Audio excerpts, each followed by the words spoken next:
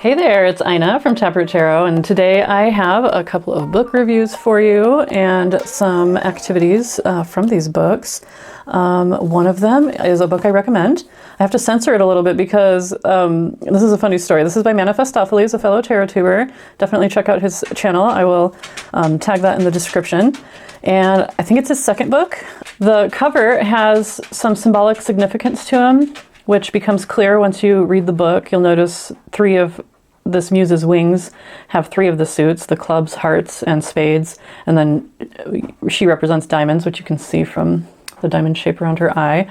And it's hand-drawn by the author in the style of a zine, which I think it definitely reflects that styling for sure. And to me has kind of like a superhero kind of look to it. It doesn't look super spicy to me, even though she's in the nude. It doesn't look that provocative. However, Amazon apparently disagrees. So I ordered this book quite some time ago, when it first came out, I believe. And then forgot kind of that I had ordered it and didn't really check my email for a few days. And so a few days later, I'm going through, clearing out all the garbage emails, and I noticed that I have an order confirmation from Amazon. So I opened it up, and it is censored, and it says image hidden for your privacy. And I was like, damn, what did I order on Amazon? And then I went and looked and realized it was just this book, and I thought, oh yeah, I remember ordering that. Apparently, this cover is preventing the book from being shown in general suggestions as well, so you do have to specifically look up the book. Anyway, all that being said, it's a really good book, and I'll talk more about it in a minute, but before I do that, this is one that I had mentioned in an earlier video, I think in maybe like a intentions for the year kind of video. And I wanted to follow up on that because I don't recommend this book, unfortunately. It's by Rafael, Duarte, Oliveira, Venancio. And you can find this author on Instagram. And it's a pretty cool idea. And he has a doctorate in communication arts. And I think he studied philosophy as well. Oh, he says he has training in psychoanalysis, astrology, Vedic culture, and religion. So I was really interested in his ideas because it's just a way to interact with your cards, in a new, different style, I suppose. So this is called Tarot of Marseille and its 100 Questions, History and Maieutic Methodology for Card Games. So the Maieutic method, as he explains in this book, is kind of a take on what I would refer to as a Socratic salon, or the Socratic method. Whereas a Socratic salon, the intent is to question the individual in the middle and keep asking questions based on how that individual answers. And the purpose of it is to learn how to examine your own beliefs, question your own beliefs, and see if they hold up to scrutiny. And that's a great practice for all of us to do. Then he explains that the Maieutic method is more for getting to the root of what's going on internally for you. So it's a more psychological kind of method, but similarly answering questions. Now, my familiarity with the Socratic method means that the subsequent questions are based on how the person, the subject of the inquiry, answers the previous questions. So I'm assuming the Maieutic method would also be structured that way. And that's the problem with this book, or one of the problems. So he doesn't really go into, he lists 100 questions, so 2 for each of the triumphs, and then 1 for each of the courts and pips. So you have a reversed question for the triumphs, and that comes to 100. But then those questions are going to be randomized. So you might get one question, and then your next question goes in a completely different direction. So he doesn't really follow up. He kind of presents, the history of what he's talking about, explains the Socratic method and the Maieutic method a little bit, and explains why he feels that the Marseille tarot specifically is better for this practice. And then he lists the questions, and then he does a little bit of a follow-up where he adds some more details that he just didn't want to get into, or, kind of bog down his explanations earlier. But he doesn't really follow up on the methodology of using the tarot cards in this way. So, if it were a method that were in use, I think there would be more examples and things like that. So there really wasn't any of that. So you're kind of left with, okay, I have these set of questions, now what? The other thing is that there's a whole bit on why the Tarot of Marseille is more appropriate for this exercise. But then you get to the questions, and the questions are just based on Smith-Waite meanings for the cards. So that's probably my biggest complaint, or the biggest reason that I wouldn't use or recommend this book for myself, because I was really looking for a Marseille-specific activity. And this is not it, unfortunately. I'll just give you an example. We all know the Three of Swords is a good one. Three of Swords, life is separation. How do you deal with the losses and absences that occur along the journey? So this book might be recommended for folks who do read RWS and use the more typical English tradition meanings for the cards. But then, you know, as with just about all tarot books, the history is a little dodgy, so you don't want to take any of that too seriously. And honestly, I just didn't find too much of use in the book as far as how to make good use of, you know, using your tarot for questions. However, it did occur to me that one of my old favorite decks, one of my first decks, the Marseille Vintage Tarot by Lo Scarabeo, with a guidebook by Anna Maria Marsucci, does have a question for every single card, including pips and courts. And unfortunately, this deck is out of print. There is the usual, or the more standardized coloration of this deck, which still has the same artwork. However, I bought that one more recently, and the book that's in that one is not the same as the one in here. It seems like they've more generalized the little white book for the deck, and I don't know why card companies do that. It's like they'll start out with a really nicely written little white book from a renowned tarot expert, and then as time goes on they'll keep the deck but switch over to a more generalized little white book. So the book for at least the current version of their standard TDM by Anna Maria Marsucci is still a guidebook that's specific to the TDM, I think, but it's not the same one, which is really unfortunate because this one is set up really nicely. Now, I did remember that Anna Maria Succi's full TDM book had questions, so I was hopeful that I could then recommend this method by recommending this book, which I do anyway. But unfortunately, the questions are here for the triumphs, but not for the pips and courts, unfortunately. So I suppose you could use this method for any deck that has a guidebook that has questions listed for each card. So let's try that just to see how it goes. So this is the Marseille Vintage Tarot by Lo Scarabeo with a book by Anna Maria Marsucci. And again, one of my old favorites. So what I thought is that I could kind of reconcile that problem where you're ending up with random questions instead of questions based on the previous answer. I thought that the answers could be based on whatever occurred previously. So my plan is to just take into account the previous answers so that we have kind of a line of thought that develops instead of just asking separate questions. And we'll just do that for a few cards. I'm not going to start with a question. We'll start with the primary core question will be whichever card I choose first.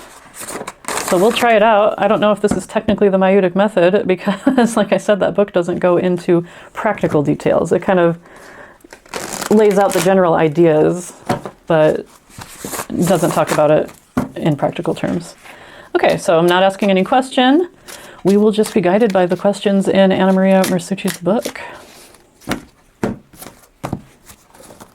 So, first card is the Four of Swords.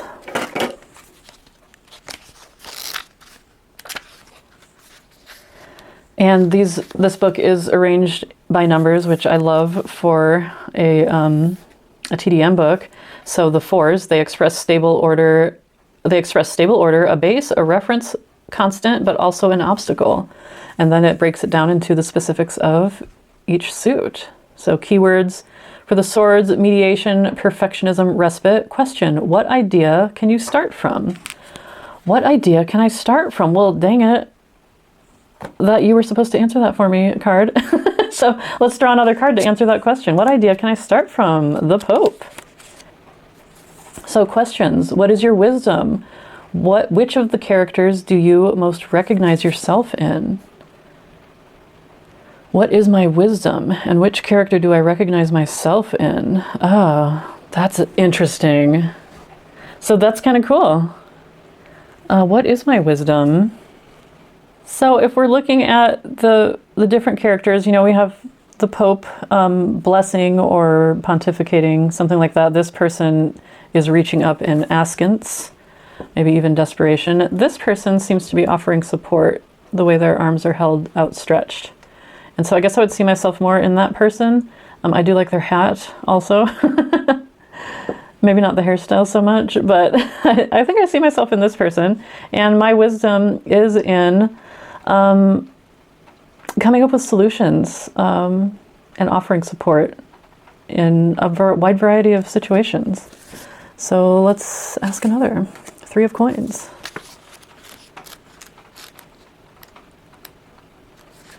So the 3s, the forces in play after joining or fighting lead to a new situation. 3 of coins, projects, building, growth. Question, what have you built? I have built an entire household that is self-supported by a business, a home business, that still has enough room to welcome my kid back home. The economy is really rough for Gen Z right now, and so he's been able to just move home last week, which was the best option. We are both very independent people, and we enjoy living on our own.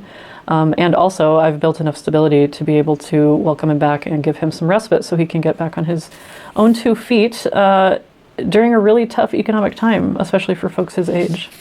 Let's do one more. So the King of Cups.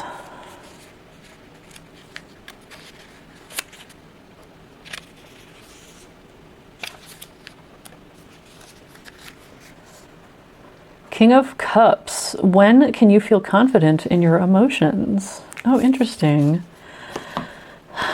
So that does bring up an interesting point. You know, like I said, I'm not going to answer that generally. I'm going to answer it based on the previous line of thought.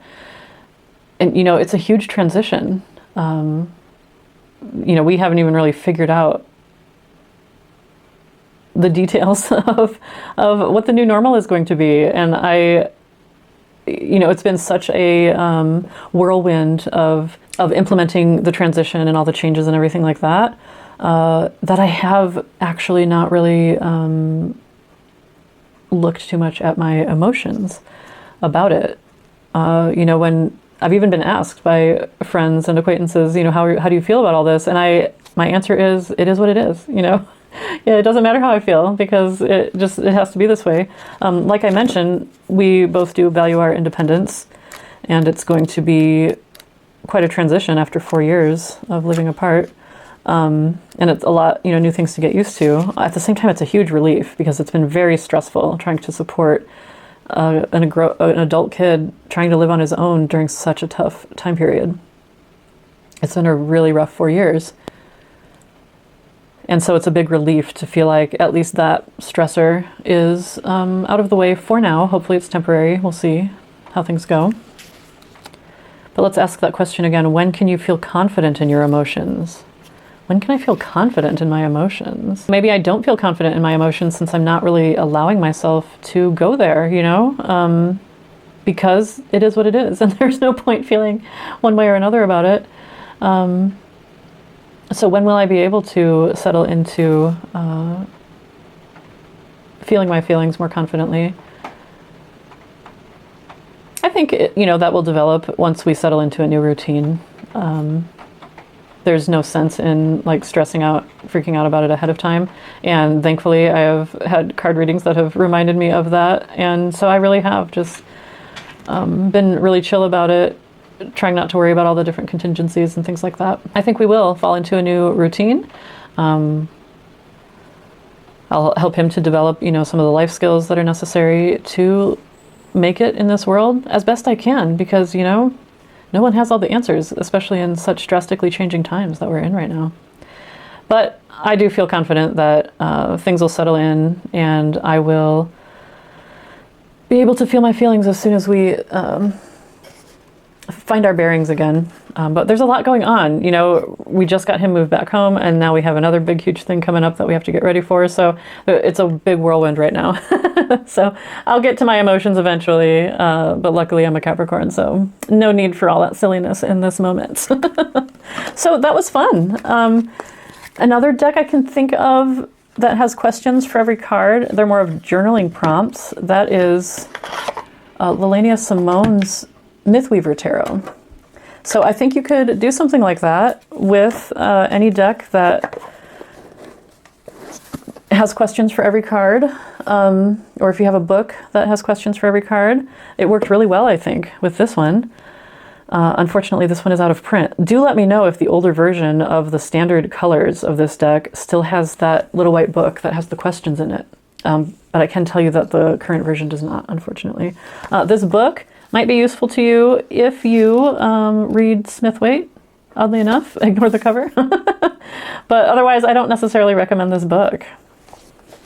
So this book, Tarot Convergence by Manifestopheles, does a couple of things. Now, he has a previous book that I might get because I'm interested in different activities with tarot and really enjoyed what's laid out in this book. But he has one on using poker to create a tarot hand. And I will link to both of his books in my description. They're both self-published on Amazon. This one has some stuff about the poker hand, but then introduces Blackjack or 21. And I will link a video of Manifestopheles on using Blackjack to create a tarot spread. So that's part of the book. The main thrust of the book is introducing his latent tarot, which I think is really interesting. It's really well written, really well organized. I like the way he thinks. It's really super interesting to read. I'm not sure if he had an editor, but if he didn't have an editor, he did a great job because it reads like an edited book. A lot of self-published books suffer from a lack of editing. This one does not. I'm sure, you know, an editor would always find things. But it's really concise and clear, good transitions, always explaining why we're going from one thing to the next, which is great because some of the concepts are pretty complex. The basis of the book is, let's just say that we have very different ways of viewing the tarot, which is great. One thing I will say is that tarot historians always try to read a lot into the history of the cards. And so even if you are looking at what would be considered really academic tarot historians, if those are your sources, you're still going to get a lot of really grasping at more meaning in the cards than what I think is there, me personally. So what I want to recommend is that when we're looking at tarot history, look at playing card historians because they don't have all that baggage. And they also have a whole lot more evidence. As many historical tarot decks as there are out there, there's a million more historical playing card decks still in existence. So there's a lot more information to rely on. So some of the history is a little dodgy in this book. And that's not even the fault of Manifestopheles. That's because, you know, that's the tarot history that we've got available to us. So a lot of the premise is based on playing card history and how he feels that the playing cards and the numbers and the structures of the numerical systems are more significant than the tarot triumphs and the imagery of the tarot triumphs. And he suggests putting together your own deck without imagery, using a second playing card deck to add in the triumphs. It gets a little complicated. It makes perfect sense, and I think if you were the one who made up the system, it would be easier to read with that deck. But remembering which associations are which, you know, I don't want to show too much without his permission, but he has charts in here to help you to remember which playing cards actually represent a triumph, for example, or the knights. And it gets complicated. He is thinking of coming out with his own deck, and I'd be interested in that. One of his points to doing so is to explore the numbers more, and that's really up my alley for sure. To get to a more primordial meaning of the numbers, that kind of thing. And he has a little bit of a hypothesis, which he even mentions in here, that he's not sure, he's a little bit nervous about even writing about it, and he labels it himself as a crackpot idea. I agree, no offense. But I will say, just a quick little primer on playing card history. The most likely timeline of events for playing card history is that people started gambling in China shortly after the invention of paper and woodblock printing. Gambling directly with paper money. And that became risky. You know, you're putting your actual money on the table. So from there, playing cards were developed that resembled the symbolism on the paper money. Even those very earliest cards started out with 4 suits, which likely led to the suits we have today. The suits started out with coins, and then strings of coins, tens of coins, I think, and myriads of coins, something like that. And we can see where the myriad, or this, maybe those are the strings. Is that the strings? Yep, this is the strings of coins. And that was a way of keeping track of money in coin form, and then being represented on paper form. And we can see how that shape likely led directly to the polo stick of the Mamluk cards, which then led to the batons of the Italian cards. And we can see with the myriad symbol, some people have hypothesized that it inverted looks like a cup. So this could be the equivalent of the cup suit. So they started off just with pips, basically, in these various amounts of money, 1 through 9. Linguistically, we can trace those cards from China into Mongolia, and likely during the Mongolian rule of Persia is when playing cards were introduced to Persia. And that is where Gunjifa cards were developed, and where we have the first history of court cards. Now, Gunjifa developed even more in India. It was banned pretty early on in the Persian Empire. So if you're familiar with the game, it's probably nothing like those early Persian cards, but there is evidence of the early Persian cards having 4 suits that are very similar to the coins, cups, sticks, and swords that eventually made it to Europe. So in this book, he is really interested in the Mamluk cards. The Mamluk cards, it's important to know, were developed after playing cards already made it from North Africa into Spain. So the likely path that they took was from the Persian Empire through, the only phrase I can think of are the spice roads. What is that trade route called? The Silk Road, that's the one I'm thinking of. So the Silk Road trade route is likely how playing cards made it from the more easterly side of Eurasia down through North Africa and into the western end of Eurasia, in other words, Spain. And there are earlier cards, the Moorish deck. This is the Spiorad workshop. This is the person who makes the currently available Mamluk cards. And these are in the same family, but we can see it's a more simple, commoner woodblock card. And these predate the Mamluk cards. So by the time those fancy Mamluk cards were made, these fancy ones, we already had playing cards in Spain. And so clearly the phenomenon of playing cards passed by the Mamluk kingdom in North Africa, made it into Spain. From there, it only took 30 years for playing cards to explode across Europe. And in that time, they were developed into the fancier Mamluk cards in the Mamluk kingdom. That's likely, you know? None of this is for certain, but, you know, like I said, if you look at more objective playing card history, that seems to be the likely order of events. He gets really into like the structure of numbers and the various similarities he finds in the different numbers, and it's very interesting. To him, that means that there's a deeper meaning to the playing cards themselves, trying to communicate with us, which I think is really interesting philosophically. My answer to that would just be that humans invented numbers, and so obviously any type of number system that we come up with is going to be structured in similar ways. So he talks a lot about, you know, how many triumphs there are compared to how many courts there are and things like that.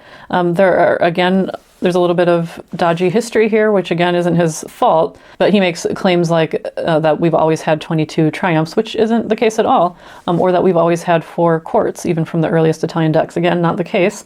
The Madrone deck, for example, also known as the Carry-Yale, I think, of the Visconti decks, only has 11 extant triumph cards and 6 courts in each suit, so each suit would have had 16. And a lot of those early Tarocchi and Tarocchi type triumphal cards actually had a balanced number of cards in each suit, including the 5th suit. So with those 11 cards remaining extant today, there may have only been 16 triumphs in that deck. The reason a lot of people are confused about that is that modern recreations of all those decks tend to put them, kind of force them into the modern idea of what tarot is. So we think that that tarot structure has been consistent across history when it hasn't. As to why there are 22 trumps in the standardized TDM decks, that likely has to do with dice. If you look at the laws throughout history regarding playing cards, including Tarocchi and tarot, they are inseparable from laws regarding dice, because the main concern with playing cards, tarot and Tarocchi included, was gambling, and dice and cards were inseparable almost. So if you have 2 dice, you have 22 possibilities you can roll. And you might think, but 6 times 6 is 36. Well, if you roll a 2 and a 3, that's the same as rolling a 3 and a 2. So you don't count all 36 possibilities.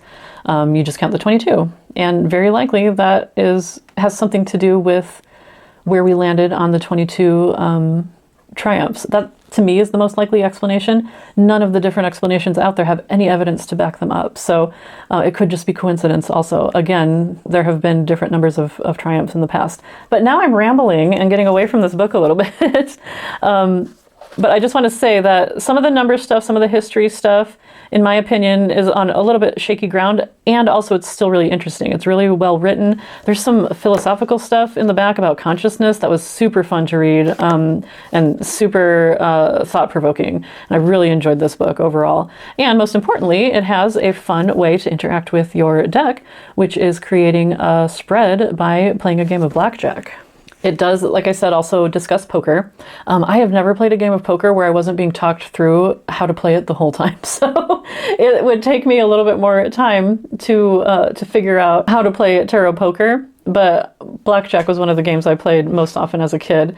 So I'm really familiar with that. And it's a simpler game. So that's the one I kind of gravitated toward.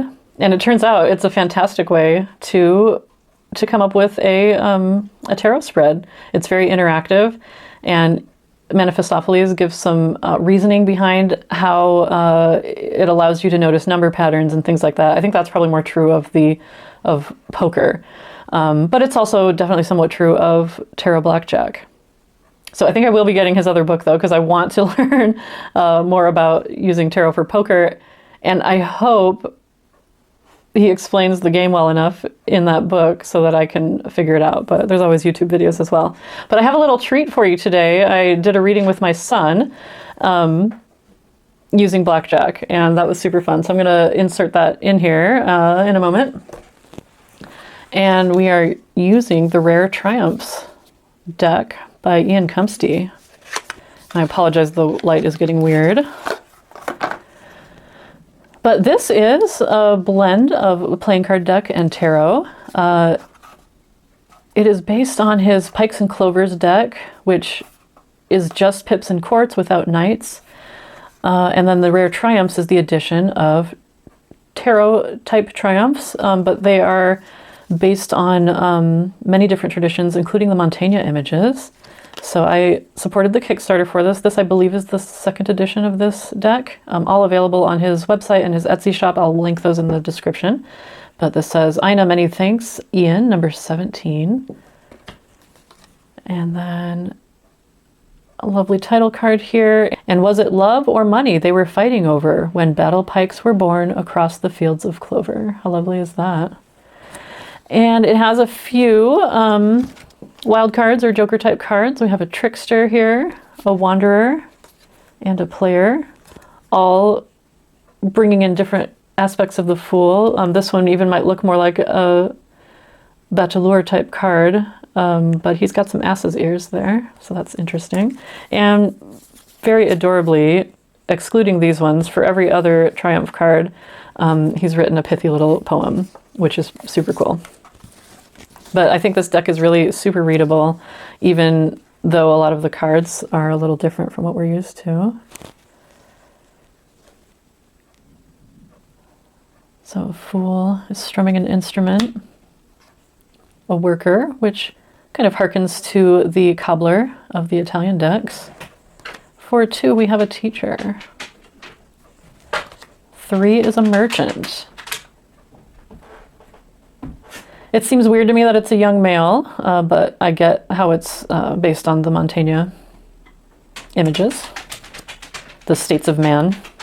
We have a Nobleman for number 4, and a President for 5, which I thought was pretty cool. I'll read you the poem for the President. Who will we choose to lead? How will our chosen leader choose a path to lead us on? Pretty cool.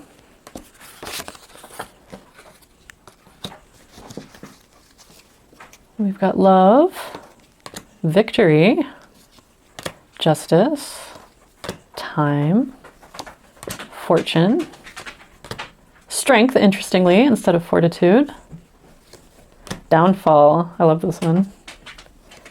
Super awesome death card. I always love a good death card. Temperance.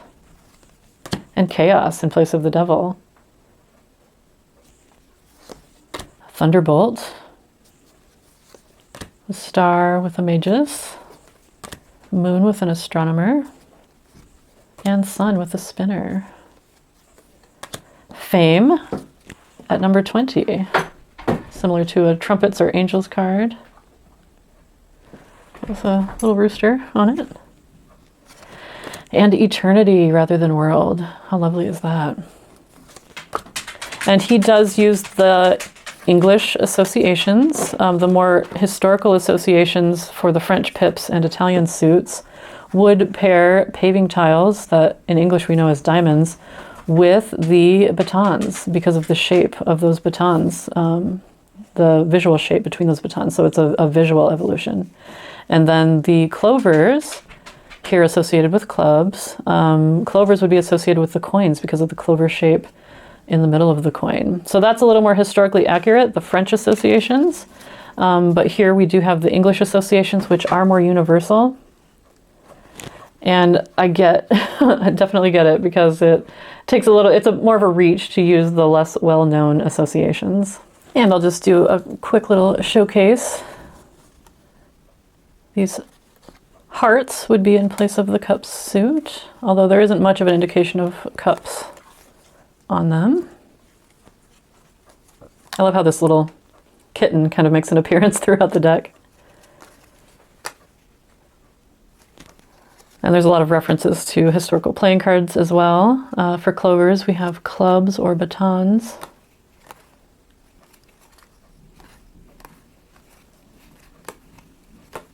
And you can see where there's more of a reference to batons, to some degree, in this suit. And then the diamonds are coins, which is made more apparent, I think, in this suit.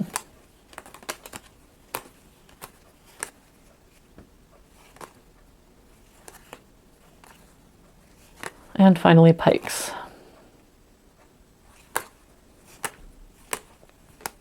So to be fair, now that I'm kind of considering it a little more, you could be wishy-washy and wibbly-wobbly on your associations with the suits. So it's a lovely deck, highly recommend. And the images are touched up and redrawn a bit from his earlier versions. And that is the Rare Triumphs Tarot by Ian Cumpstey. And now let's get into the reading that I did with my kiddo. Hello. So we are here with my son Sage. You have to do sparkly fingers to say hi. And he's going to help me out with the reading for this book review. for Manifestopheles' book, which includes doing a reading by playing a hand of Blackjack. It's intended to be used with his latent tarot system, which just uses a couple of decks of playing cards. But we today will be doing this with a tarot deck. This is Ian Cumpstey's Rare Triumphs deck, which is a combination playing cards. And it has a little bit different set of triumphs. So we have some of the stages of man and some morality type stuff based on the Mantegna images. But there are images based on multiple different traditions. My kid is trying to see too. But it's a great little deck, and I thought perfect for this exercise. So we're going to play not quite the way that Manifestopheles lays out. We're going to do casino rules, and that leaves a little bit less chance because dealer has to draw if it's 16 or under, and has to stay if it is 17 or over. So Sage, I'll be dealing both your cards face up since you're player and I'm dealer. One of mine will be face down. It won't be revealed until after you've settled on your hand, okay? If you want another card, you just say hit me. Okay. And once you're ready to stay, you can say stay. Manifestopheles does recommend using the no bust variant, which isn't common in Blackjack, but that will help incorporate the Fool, which can act like a joker. So there is one card in here that has no value. Let's see if I can find it.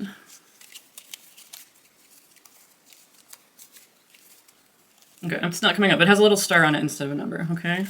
So if there's a card with a little star, it's a person playing an instrument, and it's labeled as the Fool. That one can be it can be any number you need to get to 21.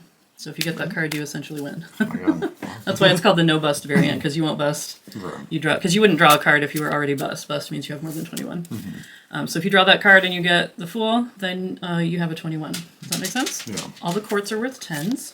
Oh, really? Yeah, so whether there are knights, kings, queens, and valets, I think they're called in here. Oh, right. There's the Fool, by the way. Or cavaliers, possibly. Oh, there's a jack. Okay, so instead of pages or valets, we have jacks. Then we've got knights or cavaliers. I can't remember which one. But all of the court cards, if they have a letter up here, that is a 10. There's the Fool. Yep. Is an ace worth 1? An ace can be worth 1 or 11. Okay. So we'll stick to those rules. Now, the additional non-traditional cards in this deck will be the triumphs. So those are the tarot suits. So this one, for example, the teacher is number 2. So this one's just going to be worth 2. Right. Now, we've got some that are very big numbers, like this 21 here.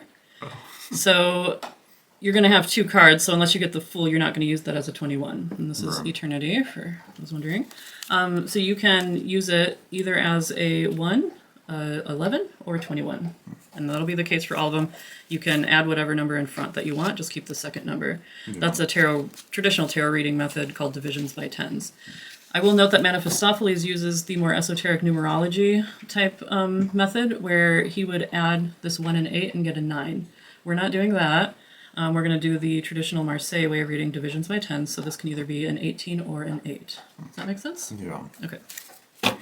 All right, any questions before we begin? No, I don't believe so. All right, so this is going to be a reading. Your hand will be your internal situation, and the dealer's hand will be external environments, or even like subconscious stuff. It could either be external influences or subconscious instinctive influences. Right. So what is your question for the cards? I was wondering, for the cards, of course, like, what is perhaps the best way to find things like peace and stability? Just ways to make life just nice and pleasant, I suppose. Okay, so you want peace and stability. As a 22-year-old, excellent question, my dude. Maybe it'll become more useful later, who knows? Yeah. But no, that's super valid. And we are in a period of upheaval right now. My kiddo is available to me because he just moved home after living out of the house for 4 years, and I'm glad to give him an opportunity to get back on his feet. So that's a very relevant question right now. I have a hard time shuffling away from me. You notice when I'm not on camera, I shuffle right by my body, but when I shuffle on camera, it is just weird. Okay. Remember when I used to play Magic, and I don't know, I doubt that you knew this, but I was like known as being very good at shuffling in a way that didn't bend the cards at all. Yeah. I didn't know that. Yeah. I am not known for such things. My cards put up with a lot, but luckily I have a lot of decks, so no one deck gets too terribly worn out. Yeah. All right, so what is the best way for a sage to find peace and stability and a pleasant life? Oh, not doing jumpers because we are playing blackjack, folks. Your mother is a very clumsy shuffler. Dang it. If we were reading with jumpers, we'd be having a field day. Well, what is a jumper?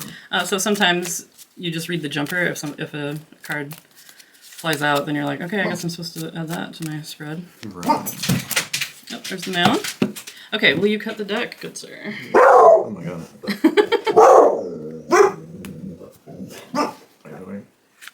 Oh, okay. Got a fancy cut there. Alright, and both of yours are going to be face up. Right. But the second one for the dealer stays face down. Okay, so this is a 16. Yes. And you have a, ideally 7, because I don't know if I would ever choose a 17 for blackjack, right? Right, so mine, this is where it gets a little weird because the dealer is not supposed to have any choice. Right. But here, I would obviously just use this as a 7 and not a 17. Yeah, yeah. Or maybe not obviously, I don't know.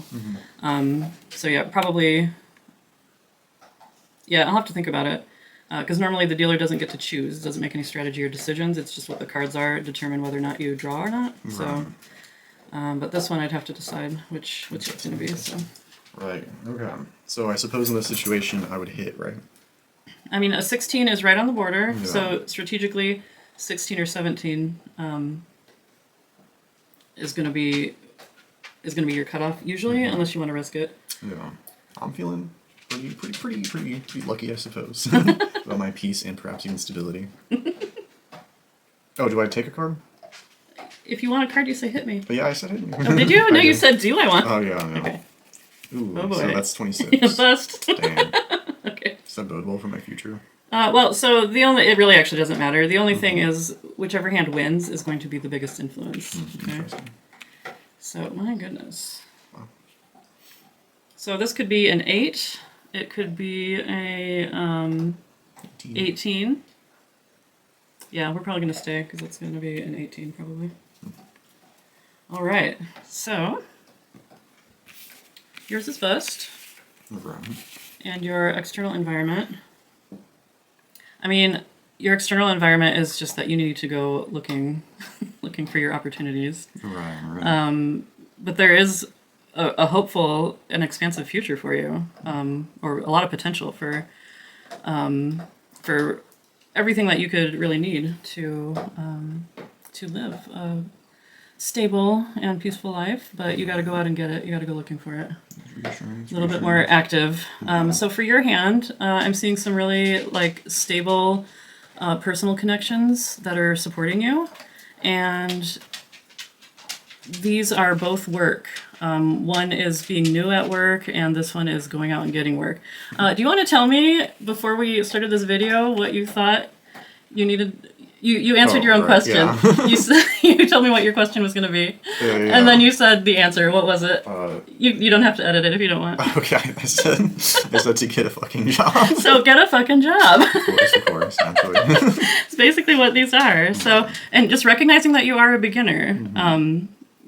Just because of your youth, nobody's going to have a whole lot of work experience or years at the same job or anything at your age, which is normal. So recognize that and take what you can get, form those connections, really seeking out help from others and forming connections that are reciprocal and well balanced is going to be real important for you. And then again, go out and get the job. Go out and get it. That's really both of these together. Go out and get it, and you can have all the things. Wow. That is nice. That's nice. Yeah, that's lovely. But we are seeing more of an influence because this hand won, more of an influence on external factors. So don't feel like this is your fault. The economy sucks right now. Things are rough for people your age. And, don't let that get you down. There's still a bright, hopeful future for you. Yeah. Would there be cards where if they were to be drawn, you just be like, yeah, you're cooked? Possibly. Oh boy. I can usually put a good spin on a lot of things, but you also want to be honest. So this is good. I mean, this is a great We did good playing our game together. So I've noticed that this is a lot of the advice that you've given me without cards. Yeah. So I think it's maybe like also maybe just kind of like it goes to show how it's like an interpretation, you know. Totally, that is true. And also that is what these cards legitimately mean. Cool. So I think it's also because tarot frickin' works. Okay. Yeah.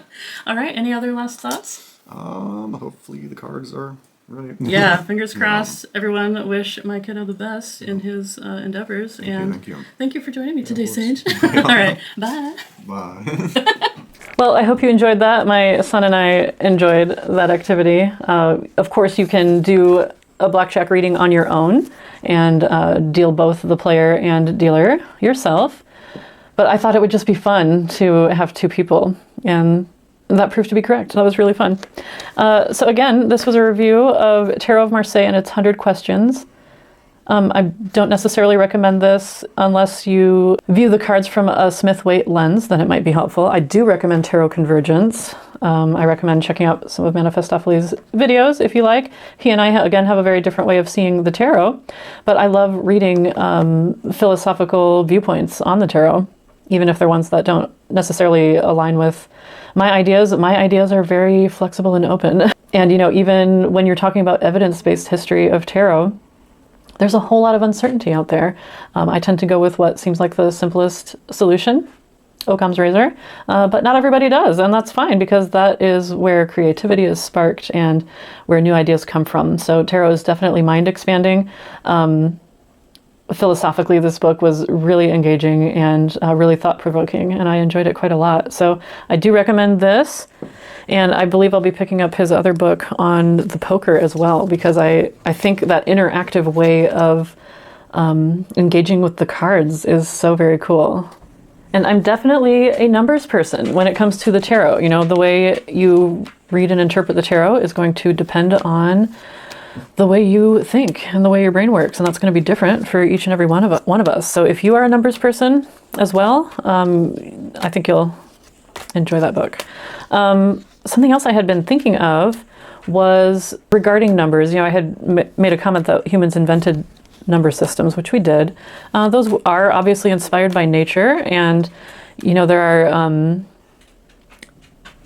geometric patterns that so many different people see when they are in altered states of mind, whether that's a chemically altered state or an altered state due to duress, which is induced intentionally or not.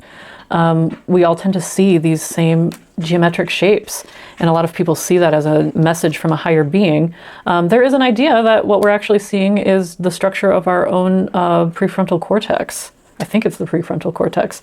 Anyway, there is a really cool video on that from No Nonsense Spirituality. I love that channel. So I'm going to link that video if you're interested in more ideas about why we see numbers the way we do. That's all I've got for you folks. Taking us out here is Ian Cumpstey's Rare Triumphs Tarot, which I'm really super enjoying. I find it, again, super readable, even though the cards are a little bit different from our usual tarot cards, especially if you are interested in tarot history, you'd be more familiar with a lot of these images. So thank you so much. As always, I absolutely appreciate you being here. It means the world. Do tell me in the comments if you've read any of these books and what you think of them, and I will put links in the description. Thanks again for being here. You take good care, and I'll talk to you next time. Bye.